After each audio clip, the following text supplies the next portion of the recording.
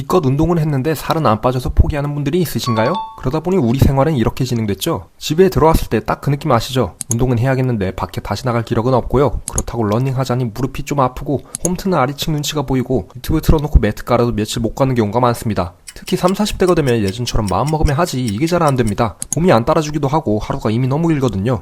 이런 분들 주목하세요. 어릴 때는 50kg도 안 되는데요. 요즘은 6, 70 가까이 되고 있다는 분들이요. 여러분은 그동안 다이어트는 원래 내일부터 라고 웃어넘겼습니다. 하지만 여러분도 알고 있습니다. 건강을 위해서라도 다이어트를 위해서라도 운동은 해야 한다는 것을요. 그런데 대체 왜 운동을 해도 살이 안 빠지는 거야? 오늘 영상에서는 바로 이 부분을 말씀드리려고 합니다. 특히 왜 30, 40대 여성분들에게는 운동이 다이어트와 건강의 핵심인지, 왜 운동을 해도 살이 안 빠졌는지, 그리고 수많은 운동들 중에서 왜 어떤 방식은 오래 못 가고 어떤 방식은 생활 속에 남는지요. 그리고 건강과 다이어트 모두를 위한 운동, 끝까지 보시면 내가 뭘 해야 하는지가 분명해지실 겁니다. 먼저 현상을 파악해 보겠습니다. 나이가 들수록 살은 찌고 근육은 약해집니다.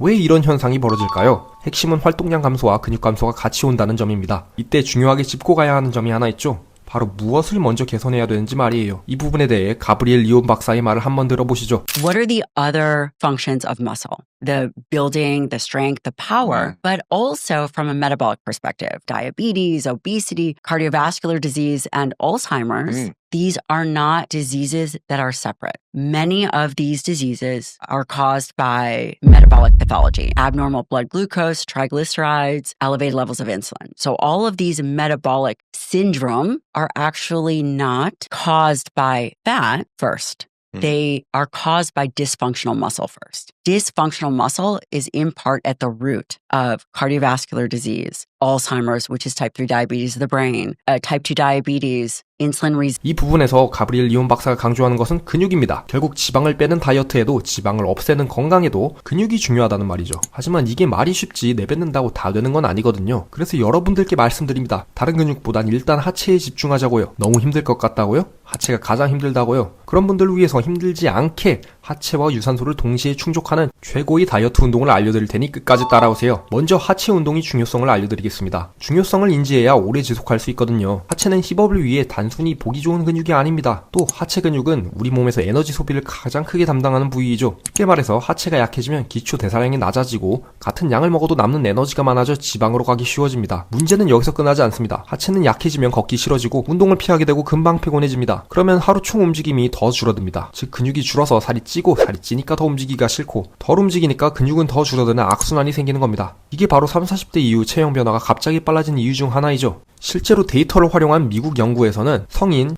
19,885명을 12년간 추적했을 때 허벅지 둘레가 1cm 줄어들수록 사망 위험이 약 4% 높아지는 경향이 보고되었습니다. 물론 이 수치 하나만으로는 모든 걸 단정할 수는 없습니다. 하지만 방향성은 분명합니다. 하체를 잃는다는 건 단순히 근육 조금 줄었다는 의미가 아니라 움직일 수 있는 능력 자체 그리고 수명이 줄어든다는 뜻입니다. 애초에 하체 근육은 우리 몸 전체의 70%를 차지하고 있을 정도로 비중이 크거든요. 또 중년 이후에는 근감소증 위험이 증가하고 근육량이 적을수록 인슐린 저항성, 체지방 증가, 피로감 증가와 연결된다는 연구들이 꾸준히 나와 있습니다. 허벅지와 엉덩이 근육은 포도당을 저장하고 사용하는 큰 창고 같은 역할을 하기 때문에 이 부위가 튼튼할수록 혈당 대사와 체중 관리에도 유리합니다. 그러니까 다이어트를 위해서라도 건강을 위해서라도 하체를 먼저 봐야 하는 이유가 생기는 겁니다. 그럼 하체 운동은 아무거나 하면 될까요? 현실은 그렇지가 않습니다. 좋은 운동과 오래가는 운동 이 모두를 잡아야 하거든요. 그래서 저는 4가지 기준으로 봐야 한다고 생각합니다. 첫째, 무릎 부담이 과하지 않은가? 둘째, 집에서 지속 가능한가? 셋째, 층간소음이나 준비 과정이 장벽이 낮은가? 넷째, 하체 근육과 유산소 효과를 같이 가져갈 수 있는가입니다.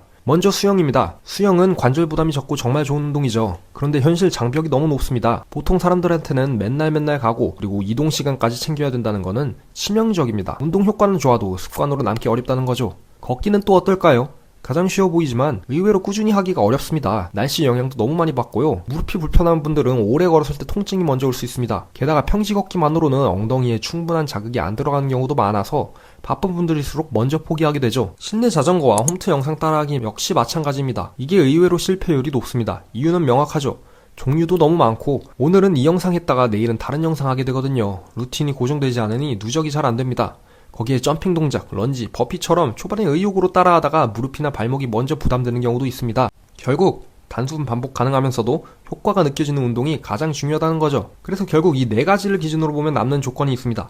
집에서 할 수 있어야 하고 충격은 크지 않아야 하고 하체를 반복적으로 써야 하고 숨도 적당히 차야 합니다. 그래서 중간 지점에서 현실적으로 많이 선택되는 방식이 바로 제자리 기반이 수직 방향성이 하체 유산소 운동입니다. 그중 대표적인 게 계단 타기 같은 형태고요.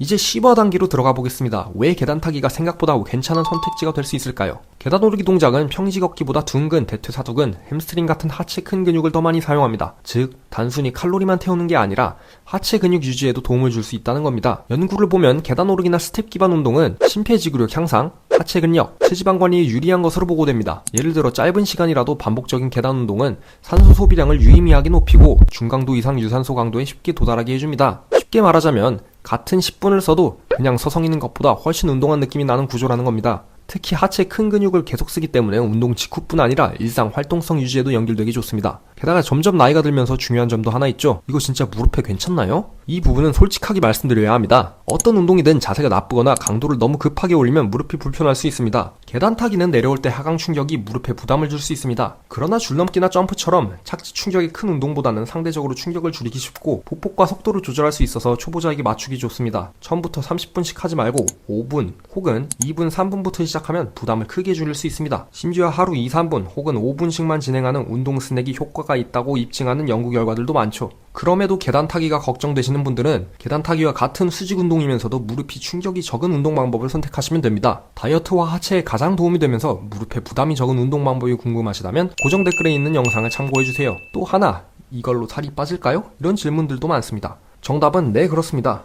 안 하던 분들이 매일 5분 이렇게 꾸준히 하체 유산소를 넣기 시작하면 변화의 출발점이 되기 쉽다는 겁니다. 특히 체중이 많이 나가서 달리기나 점핑 홈트가 부담되는 분들에게는 시작 가능한 운동이라는 게 정말 중요합니다. 완벽한 운동보다 계속하는 운동이 체형을 바꾸거든요. 그리고 방치했을 때의 악화 사이클도 꼭 보셔야 합니다. 하체 근육이 줄면 기초 대사량이 낮아집니다. 그러면 예전처럼 먹어도 살이 더 잘 찝니다. 살이 찌면 몸이 무거워지고 관절 부담이 커집니다. 그래서 식단만 세게 줄이게 되는데 단백질과 총 섭취량이 부족해지면 근육은 더 빠집니다. 근육이 더 줄면 다시 대사량이 떨어지고 합병증은 더 많이 걸리고 살은 더 잘 찌는 몸으로 갑니다. 이게 중년 다이어트가 힘든 진짜 이유입니다. 단순히 의지 문제가 아니라 근육과 활동량의 구조가 망가진 거거든요. 이러한 문제를 개선하기 위해서 계단 타기보다도 더욱 효과적인 운동이 궁금하시다면 아까 말씀드렸듯이 고정 댓글에서 확인하실 수 있습니다.